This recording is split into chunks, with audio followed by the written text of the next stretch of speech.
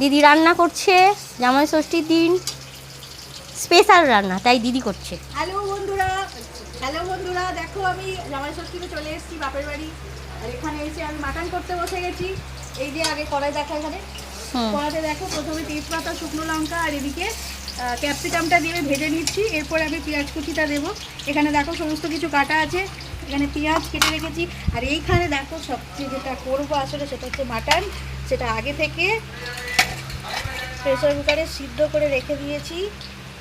এই যে দেখো একেবারে ধোঁয়া ওটা। দিদি রোগানটা তো খুব বেশি বেরিয়েছে, রেয়াজি মাংসটা খুব ভালো হবে আজকে মনে হচ্ছে। মাংসটা খুব ভালো এনেছে, ভাই এনেছে, খুবই ভালো এনেছে মাংসটা। আর এই দেখো মাটনটা একদমই, এই রোগানটা কতটা, মাটনটা দেখো একেবারে একদম সিদ্ধ হয়ে গেছে। আজকে মাটন করাটা তোমাদের দেখাবো, তার জন্য রিয়াজ কিচেনকে অবশ্যই সাবস্ক্রাইব করতে হবে।